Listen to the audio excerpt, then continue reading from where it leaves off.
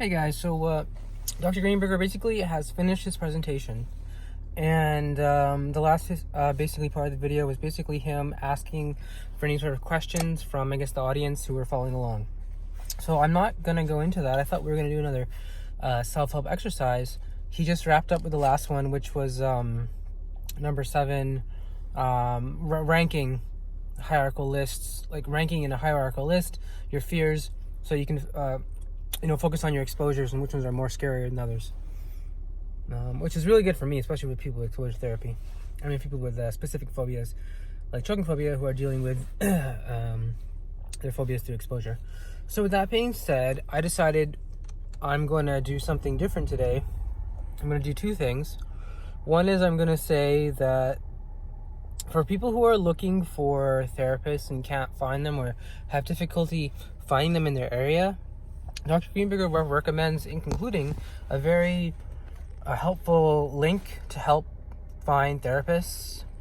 It's called, it's on the website. It's www, like on the internet, it's called www.treatment.adaa.org. And so ADAA stands for the Anxiety and Depression Association of America. So for people who have trouble finding a therapist, or don't go out of the house, or even I've heard of people who have social phobia who have trouble, for example, picking up the phone. So just checking online can at least help you. You can email them to make an appointment if you'd like. Excuse me. Now this is obviously for America. In Canada, Google is your friend. I mean, anywhere Google is your friend. Google therapist near me. I remember also in Canada, one of the ways I found a therapist is through Google. I found a website called Psychology Today. There's a website called Psychology Today. They publish articles about psychology, and I think they're related to another website called psychology.org. Because psychology.org is like a list of therapists in your area, and it's very, very helpful because you can sort by things, for example, like religion, gender, areas interested in. For example, for me, I tick boxes like anxiety, depression, LGBT, Muslim, stuff like that. So that's very helpful. So that's the first thing I wanted to mention. Second thing I want to mention is I said this last video too. I was gonna do a Reddit Ask Me Everything about me being a gay Muslim. I basically already did it, and I already got all the responses. So I'm thinking about basically just reading it out to you guys, the questions people ask me and then my responses. I'm going to do that now. So basically, to introduce this, I started exposure therapy. Okay. Sorry, it has spit. I always have to spit. There's this weird anxiety thing I have to do. Especially when I smoke weed, I have to spit. It's very weird. So I don't mind. I know it probably looks kind of weird. So to begin, I started exposure therapy about 7 months ago. Exposure therapy, as you know, is where you face your fears, allow the fears to stay with you, then they'll come down. Okay? 2 months ago, or 5 months into my exposure therapy regimen, I decided to make a Reddit post on Reddit about gay Muslims. And it was basically an Ask Me Anything. And the title of it was, something like, I'm a gay Muslim, ask me anything, right? For the time, this is what I still believe, is if you have something that's like a sickness or something that is bothering you, you need to go straight towards it. You need to live there. For example, if you have anxiety of people, you need to live there. You need to find out where it lives and live there and move, and so it can move out. That means go and talk to every single person you can. Now, obviously, there's scientific ways of doing this through exposure therapy and making lists, starting from easier, going up to more moderate, towards the hardest, bringing up a self-confidence, and this is what Dr. Greenberger also talks about. Having a mastery of something will also allow you to feel more comfortable and less anxious and more relaxed. So with that being said, I decided, why not? What's the worst that can happen? I mean, what was bothering me when I was making this Reddit post was, how would I reconcile these beliefs in terms of how, as a Muslim, you're not supposed to tell people, it's considered a sin to tell people your sins. So, for example, if I lied, I'm not supposed to tell somebody, oh man, I just lied to that person. That's a sin as well.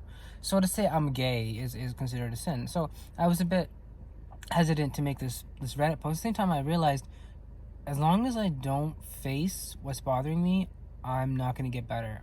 And what's bothering me, as much as I want to say, oh, it's my choking phobia, I have a specific phobia, I always, to a certain extent, be okay with that phobia to a certain extent. Like I get to a certain point in my treatment where I get okay with it, and then I don't actually realize that there's actually an underlying issue as to why I, have choking phobia, and the underlying issue is being gay and Muslim. And as long as that hasn't been resolved,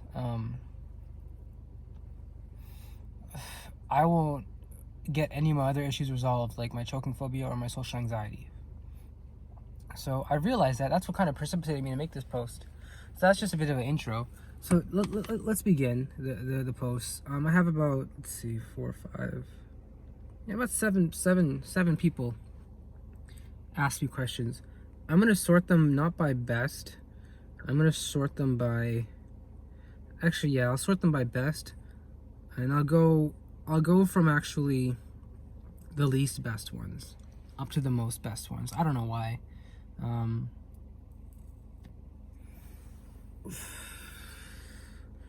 Actually, I'll go from the most best ones up to the least best ones. So the best ranked comment was a +3 comment, and the question was, so basically the post is, it's in Reddit, ask me anything. If you want to search Reddit, my username is, actually, I don't want to tell you my username. Just search Reddit. There's not that many ask me anythings about a gay Muslim, and you'll know it because I'm going to be speaking about it. So you can go back in the video and be like, oh, this is the one he's talking about. Okay. So it wasn't very popular. It only got four, I guess, likes or whatever. Best comment. First one was, the title of my post is, I'm a gay Muslim, and then I said as a kind of like a little paragraph, a little something to talk about. I said, it's hard to reconcile the two, yet I try. I'll answer to any questions. Well, I got about 34 questions. I mean, some of those are also me replying to questions, so I got about perhaps half a dozen questions. So the first one I'll go through here is, I'll try to pick the most salient ones. I might as well just read the whole thing verbatim because I said I would, and it seems really fascinating.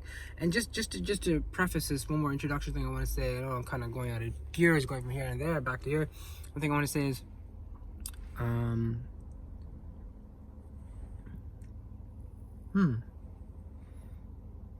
well, I forget now. I'm forgetting. There's something I wanted to say. Yeah, I do not remember now. All right, so let's begin with top comment number 1. Where do you live? Sorry, so it's a question. It's, where do you live? I mean, in a Muslim country or West. Have you told it to anyone? All right. So that was a question. I guess that was the best ranked question. The answer goes, for me, no, thank God I live in Canada, so there's lots of supports here, especially in the Toronto area. I came out to my mom first at 22 and it didn't go well.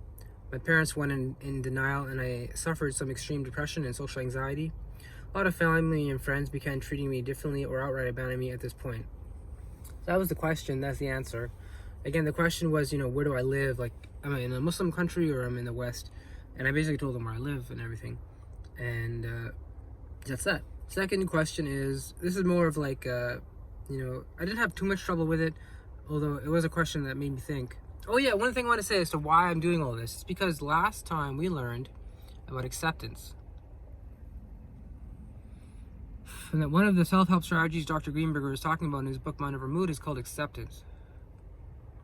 And it's called self-acceptance.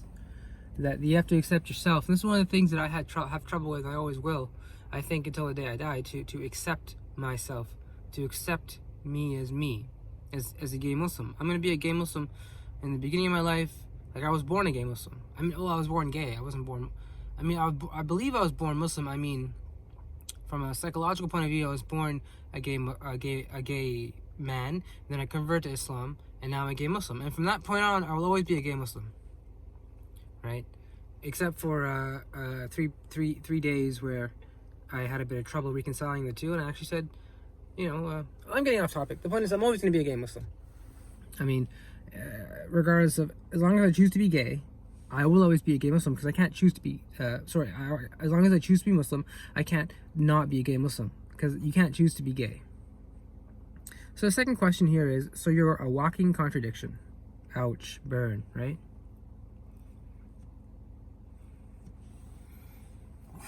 And so, as I said, I had a bit of trouble with this question. So the answer I gave was, where'd it go here? Is, yeah, I used to think that. With a lot of love and therapy, I've begun to reconcile this contradiction. If I don't, it'll only get worse. See, again, my sentiment is, if I don't, it'll only get worse. I have to kind of lance that boil. If, for example, something is bothering me and I'm not kind of dealing with it, I need to deal with it. And if that thing is, for example, being a gay Muslim, I need to deal with that. If that thing is a choking phobia, I need to deal with that. Right? If that thing is a social anxiety, I need to deal with that. I can't just make up these excuses and say I'm going to be okay and pretend like, for example, God hates me for being gay, and that's why I have choking phobia, and that's why, I have no friends because I'm gay and I'm stinky and I'm smelly. Right? These are thoughts that just come, and you live with them for years. For years, you're in denial. For years, I would say, this is how I kind of live. God hates me for being Muslim. And this is why I have these mental illnesses.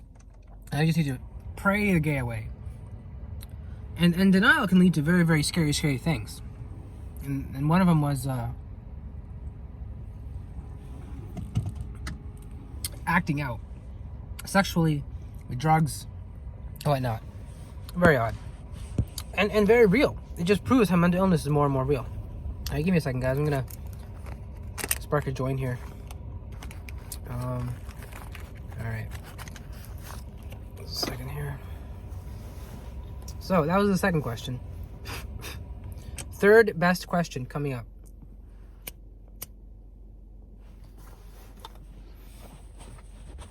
All right. Third question says, and it's actually a question that was asked by the same guy who asked the previous question. Are you a walking contradiction? Or so you're a walking contradiction. Third question is, I guess it's kind of a rehash of the question again in a better form, because I think he perhaps understood that I didn't understand what he was actually trying to say. I thought he was being bombastic and inflammatory, so he said it in a way that was perhaps more for me to understand. He said, Islam is the most anti-gay religion that exists today. How are you able to reconcile the pure hatred of the? How are you able to reconcile the pure hatred the Quran, Hadiths, and tafsirs throw at you while still believing it's a just and good religion to be a part of? So obviously everybody knows what these are: Quran, Hadith, tafsirs. Quran, book of God, right, word of God. Hadith, sayings of the Prophet sallallahu alaihi wasallam. Tafsir, commentary on the Quran. And so I replied, Islam is quite diverse. Consider Sufism. I don't have a scholarly answer for you, and I think I never will get one that makes me feel right. I have faith. Sometimes it's scary. Sometimes it's beautiful. I'm not alone, and I'm not sick. Love wins, and love is love. Right? That's on my. I have a tattoo that says "Love wins," to commemorate, the fact that there was gay rights, marriage was legalized in America. So.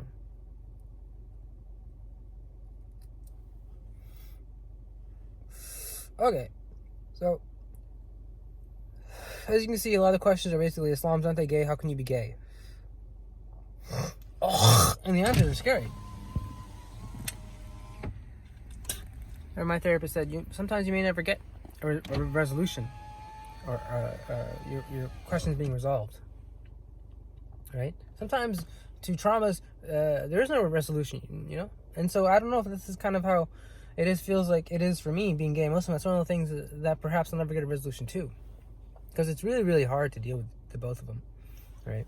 It's like, you deal with one of them and you just can't deal with the other one.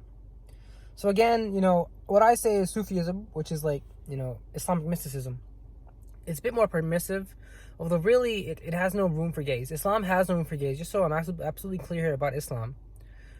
If a Muslim, like me, was to affirm that Islam considers homosexuality halal, like not haram, halal, or permissible, then that person becomes a non-Muslim.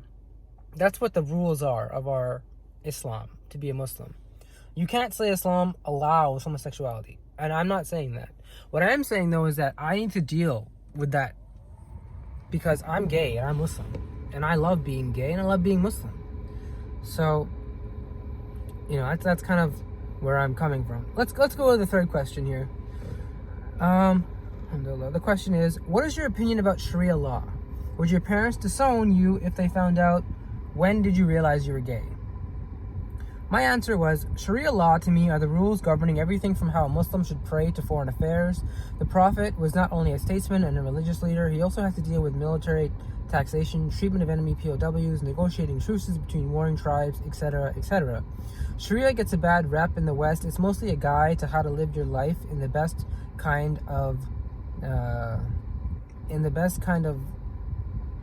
it's mostly a guide to how to live your life in the best kind of, like the U.S. Constitution. Extremists may interpret it, and they are a loud minority, yet a normative scholastic tradition exists that if you aren't familiar with will misguide you. Sorry if I sound preachy.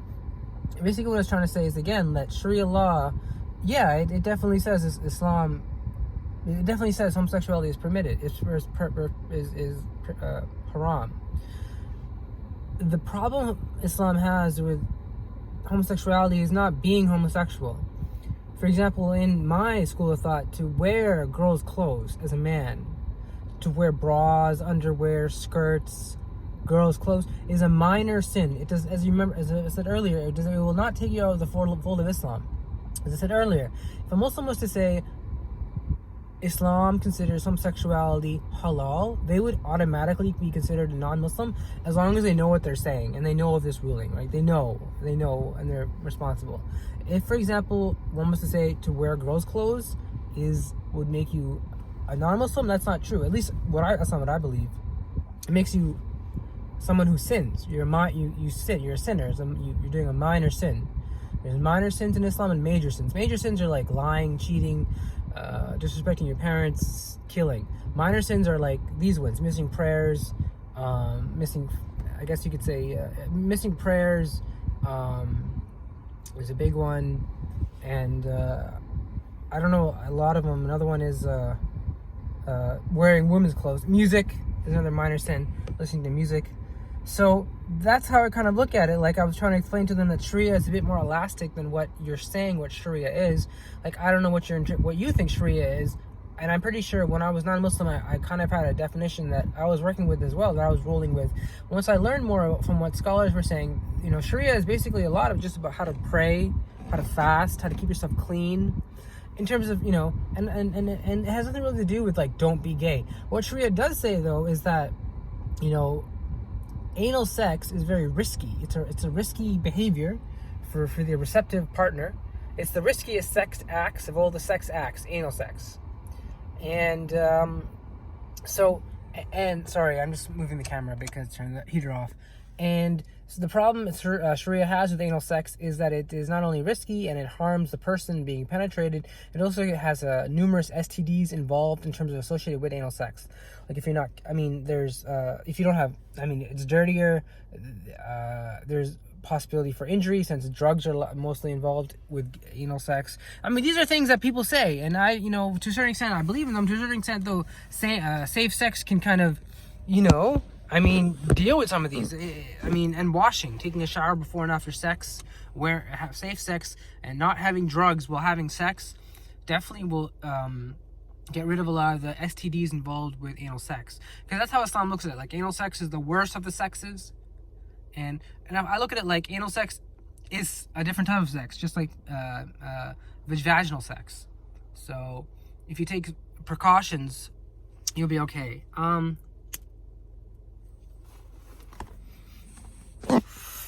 So I want this to be clear.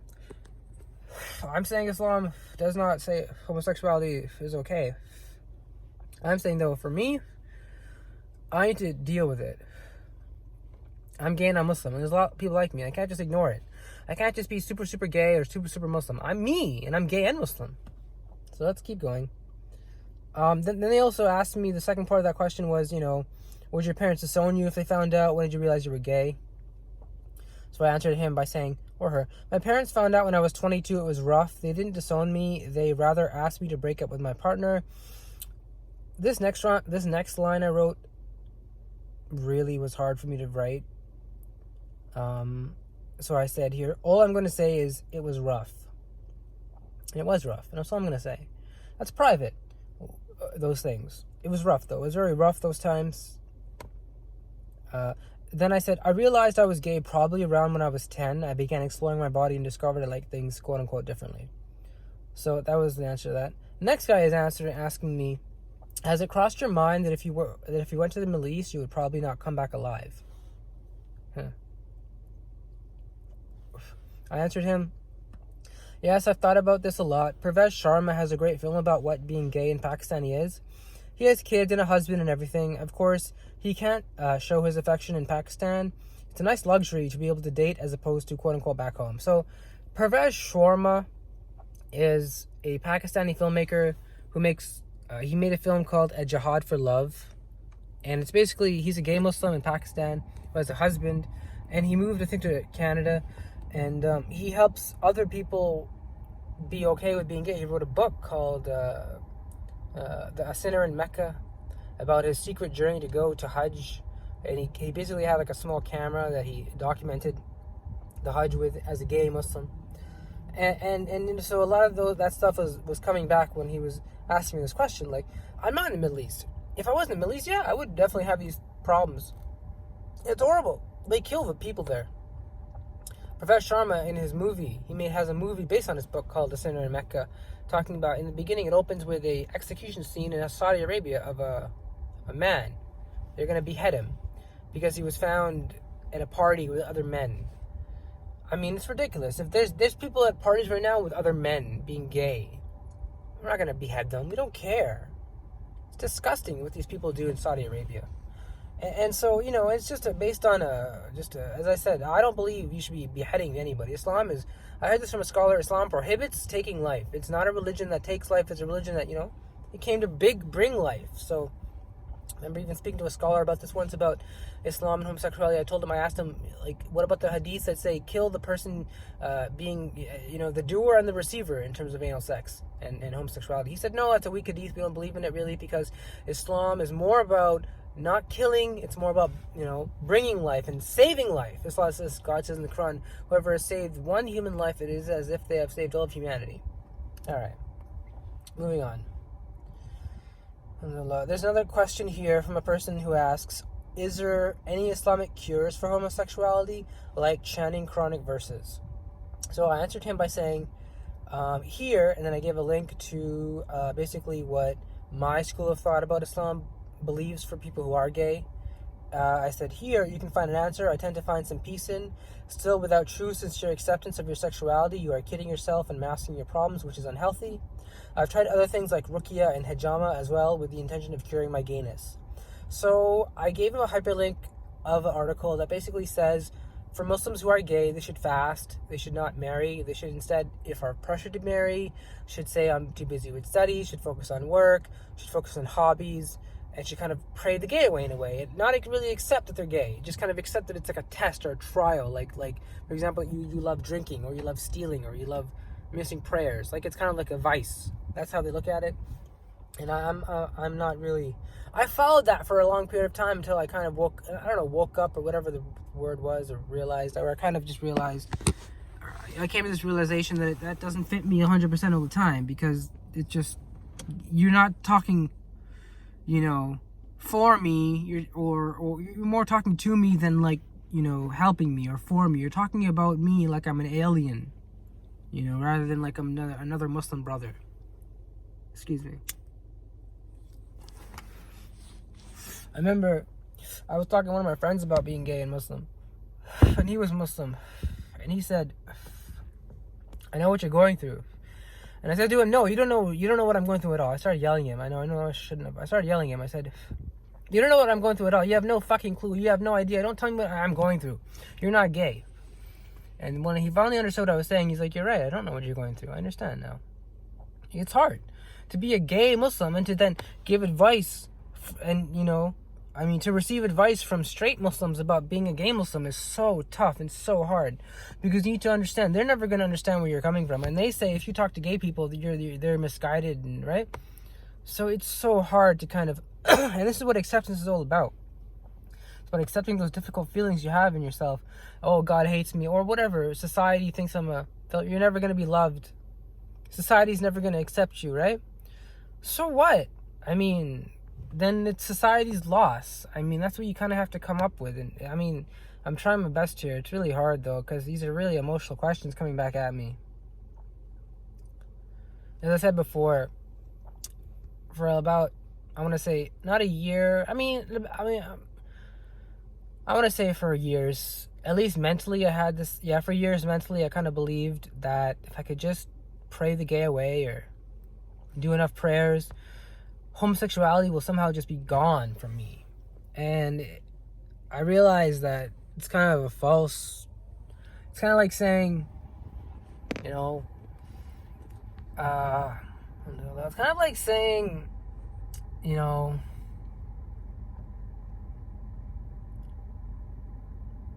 like a good analogy would be like, I got sick. Let's say I got bronchitis, and I went to the doctor, and he gave me some medication. I started taking it, and then after I got better, I still continued taking it, believing I was still sick. I realized at the end of the day that's not healthy for me, and perhaps it's even, in real life, if you were to take more antibiotics, I mean, you could get sick. I don't know how sick you can get. You'd probably be okay. Like if you took one Tylenol a day. Like, let's say, better example is, let's say you have a fever, so you take the Tylenol and the fever goes away, and then you get better. Let's say you keep taking that Tylenol, and you lie to yourself, and you take it, and you say, oh, I'll crush it up, or I'll take one every 2 or 3 days, right? For blood pressure maintenance. In reality, you're in denial of the fact that you're not sick anymore, right? You're not sick, okay? Being gay is not a sickness. And that was hard for me to realize, so... As I said, I mentioned terms like ruqya and hijama. So I basically went to exorcisms. I got exorcised, and I told people I want the gay out of me. And I gave them money, about so much money. And I'm not saying I didn't feel better, and I felt more focused, and I felt better, and I felt perhaps all the evil energy or whatever negativity was lifted from me. End of the day, though, I was still gay. I'm honest, if I still had to think about it, I would still be attracted to gay people. I don't know how else to kind of explain to you. At the end of the day, after those exorcisms, if I was still hanging out in the gay district of Toronto, I'm not going to just be like, I'm still going to have that attraction. It's not going to go away. It's a biological attraction. It's not going to go away through any sort of magical thinking or any sort of exorcism. It's biological. It's like being attracted to girls. Alright, so what I'm going to do now is just take a hit of the joint. I'm going to try to relax a little bit, because this is a very emotional Ask Me Anything. It really is. I mean, so many people wanted to know so much, and I wanted to give good views, good answers, and I find now, reading it out loud is causing me a lot of emotional problems, like, it's very hard to deal with these things. Be a gay Muslim. I always become one or the other. I always become gay or Muslim. Alright. Next question. What are Muslims' views in gays? My answer. This, and I give the same hyperlink to the last, which is basically what I said about being gay and Muslim, is the best answer I'd say most Muslims follow from my school of thought. I disagree. It's not an inclination, rather an orientation. I had no control over my sexuality, and neither do you, at least if we believe the American Pediatric Association. And the guy replies back to me saying, yeah, agreed. So do you have a partner? Based on that article, it seems to suggest to be open about your sexuality, but not pursue it. Instead, distract yourself with other things.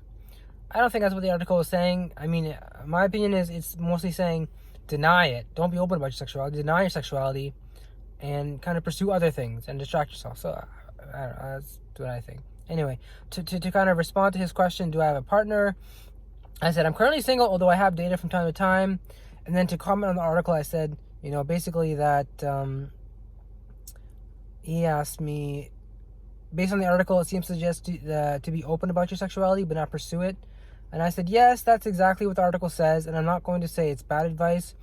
I'd comment homosexuality is an orientation, not an inclination akin to pedophilia or alcoholism. The word orientation in Islam has a positive connotation, since the Kaaba Muslims pray towards is where we quote-unquote orient ourselves 5 times a day. Ever since a lot of people stopped talking to me, I became angry at the world. Quickly, that anger turned into disillusionment, and it was only through Allah I got saved. To this day, I battle depression and anxiety, as well as a specific phobia I have. And then he just comments back, sound stuff, man. I hope you can get back to where you want to be in life. Thanks for answering my questions. So as I said, this article, basically says, be in denial of being gay. Understand it's a test from God, like alcoholism. And if anyone asks you to get married, just say you're too busy in your work and you just kind of fast and, have hobbies. And it's all right advice. I mean, it's just two big glaring issues I have with the advice. One is, it's not an orientation. It's not an inclination. It's not an inclination. It's an orientation. An inclination, like a homosexual inclination, excuse me, connotes a bit of desire on your part and weakness on your part. Like, I have an inclination for sweets, or I have an inclination for cigarettes. It's like, oh, naughty. Well, an orientation is something that's fixed in stone and almost has a positive connotation in Islam. Like, we orient ourselves to the Kaaba 5 times a day when we pray. Orientation, orient yourself this way, right? Orient, right? Have a good orientation. You got to orient your surroundings. It has a positive connotation. And they didn't choose to use that word. They used to choose the word inclination. I didn't like that. Secondly, you got to be honest. It isn't a test. It isn't a, it isn't, to tell someone who's gay that their homosexuality is a test from God is like asking someone who's straight and has anxiety their heterosexuality is a test from God. It has nothing to do with how they feel. Society has a lot to do with how they, because I'm pretty sure there's a vast majority of people, and I can swear in the Quran about this, that have homosexuality, that are homosexual or bisexual or on the LGBT, I guess, in the community, or spectrum as we call it, have suffered from anxiety disorders. It almost goes hand in hand, the coming out process. And so you can't just assume because someone is coming to you for anxiety or for help or for advice that you start talking about their sexuality. Except that's exactly what they're doing. So, next question is, other woke Muslims told me it's okay to have gay attractions but to never act on them. I'd like to know your stance. So I don't know where this person got this information from, that it's okay to have gay attractions but to never act on them. It is right, though. In terms of, let's define what gay attraction means. If gay attraction means fantasizing about gay people, or fantasizing about having sex with gay people, if you can fantasize, and it doesn't, and you can then, after about a couple minutes or 5 minutes, you kind of stop fantasizing, that's fine. If you don't stop fantasizing, that's wrong. In Islam, that's considered haram. Second thing I want to say, and I'm going to just basically, I said it before in the video, I'm just going to say it again to the answer here. Basically, I said here, officially, to affirm that quote-unquote Islam considers homosexuality halal, quote-unquote, would make a Muslim a non-Muslim. In Islam, we are not judged for our thoughts, only for what continues in the hearts. Fantasizing is okay. Acting on it is considered harmful and haram because it harms the anus and its delicate anal lining, not because Islam sees anal sex, quote-unquote, wrong. I was told this by scholars. I've also come to learn that if I was to go to, let's say, a gay support group in Toronto, I'd be committing a major sin requiring sincere repentance. Cross-dressing is considered a minor sin. My quote-unquote stance is basically this. I tend to focus on the importance of love in Islam, exemplified by the love of the Prophet towards all humanity, as well as God's love, setting the Prophet as means to know Allah. So that's my answer. Again, the question was, other woke Muslims told me it's okay to have gay attractions, but to never act on them. I'd like to know your stance. That's my stance. You can have those fantasies as long as you can stop them. If you're always fantasizing about gay stuff, that's haram. And, it's the act. It's the act, that Islam has a problem with. Not the person. Not being effeminate. I mean, to be effeminate, or people have written, the LGBT people have been written about in past Islamic treatises. I'm talking hundreds of years ago. For example, I was learning a couple days ago, people who, for example, don't have both, or have both sex organs, or are born with no sex organs, right? Or people don't know if they're a man or a female in terms of their sex organs, like they didn't have a puberty sign showing, they didn't have, for example, menstruation. People have written, for example, where they stand in the line. They stand, in front of the women, behind the men. The problem that Islam has is the act of anal sex. So I try to focus more on God's love. And I'm not saying, and I try to focus on more on God's love and Sufism. And it's hard, it's tough, it's not easy. It's the most hardest thing I've ever to deal with in my life. It's like the biggest deal in my life. It really is the biggest deal in my life, to be gay and Muslim and to reconcile the two. It's like the biggest thing I ever had to deal with. It's bigger than, I don't know, all my other problems. It's really big. Okay. Next question. This one's kind of funny, I guess. I was a bit rude to him. Because, he's asked me a question that's kind of stupid. I mean, it's kind of, not stupid. It's kind of like, what do I have to do with this? I mean, when I was taught, hold on, I'm right here. What I was taught is that, what other Muslims are doing in other countries, what does that have to do with me? For example, in Saudi Arabia or Afghanistan or Pakistan, what does that have to do with me? I mean, if they're doing bad things, I'm here. Did I do that? What do they have to do with me? Do I ask, I don't know, all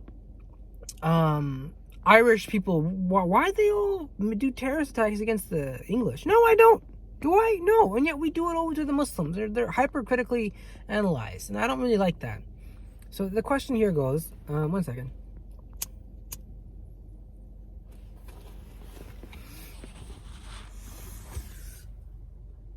Okay. Question is, not trying to sound ignorant, but when I was in the military, I would hear stories that Muslim men had sex with women to procreate and mess around. Wait, what? Not trying to sound ignorant, but when I was in the military, I would hear stories that Muslim men had sex with women to procreate and mess around with men and animals for pleasure. When I went to Afghanistan, I saw some things to at least confirm the men part. Isn't that contradicting if true? My answer is, I've never been to Afghanistan. Like, I'm sure there's huge gay cultures in Afghanistan, Pakistan. I know there are in Pakistan, the Middle East. So I wouldn't be surprised there are in Afghanistan. I mean, to be honest, what's left of it. Having said that, and bestiality, I have no. Why are you asking? Like, what do I know about bestiality? I don't watch bestiality porn. I'm not attracted to animals. I'm saying I'm a gay Muslim. What does that have to do with men wanting to have sex with goats in Afghanistan? I don't know if this is a troll question or not. So it's funny. And so I said, never been to Afghanistan. And then some other guy replies, hey, me too. No, he replies to the other thing, basically that he saw men having sex with animals in Afghanistan. Okay. No, okay, move on. Last question I'll go here. The last question, it seems like a troll question because I got -2 points, is all Muslims are gay, aren't they? The ones that get thrown off rooftops are the ones that aren't gay enough. My answer? Yeah, what some Muslims do is straight up evil. Islam is about love. The Prophet, peace be upon him, said, none of you have faith unless you love me more than anybody else. He never threw gays off of rooftops, so these people have nothing to do with Islam. As you can see, I'm trying to emphasize more about love in Islam, Sufism, that, alhamdulillah, that I also, though, also, that Islam does not prohibit homosexuality. I mean, that Islam does not permit homosexuality. It prohibits it, And that's never going to change. I mean, as far as I know, Islam doesn't seem to be changing. That's not going to change in Islam. My therapist says it's going to be different. In 50 years, perhaps, it may change. I don't know. He's always right about He's always right about a lot of things. So I wouldn't put it past, the world in 50 years. Wouldn't that be a day I wake up, if I'm lucky enough to live in 50 years, and they say, hey, Islam's okay with being gay? Who knows? Who knows? Oh yeah, one last thing I wanted to end with. In the Ottoman cultures, there was a lot of poetry, homoerotic poetry. I mean, so much so that, first of all, I heard about it through university courses. I was assigned a book basically about homoerotic Ottoman poetry, and I was like, this is freaking weird. And then I learned more about it through Wikipedia and YouTube. More YouTube and then Wikipedia. And I was just kind of flabbergasted, and I want to do more reading about it. And it's not something I think I've really heard about in Islam, that there was this huge kind of perhaps subculture. The Ottoman Empire was 500 years old. And for that period of time, you're telling me there's a lot of, homosexuality going around. So how did that reconcile with Islam? Or did it reconcile? What does that mean? Really, why are we not talking about it more? How come it's used to other, I'm sure, how come it will be used to others once I let them know? Or exactly, how come it's being so suppressed? How come, it even existed in the first place, considered how much we all know about how bad Islam prohibits homosexuality? So these are all weird questions that, I want to get answered, and I'm going to do more reading and research about this. It was so odd. They talk about, in the Ottoman period, about the year 1500, 1800, or whenever the Ottomans started, 1100s, or 1400s to 1800s, about 400 years. There was homoerotic stuff going on. Poetry was written about it. We've all heard about the harems and the sultans having the harems. I wouldn't put it past them that there was gay harems, or harems where the sultan would do it with gay guys. So, as I said, I don't want to tell you to be disrespectful to Islam. I'm not disrespectful to Islam. I am a Muslim. Although what I've seen by some Muslims about Islam, about homosexuality, is obviously you can't blame them. It's hurtful and it's sexist. I'll end it here. Remember, guys, stay with it.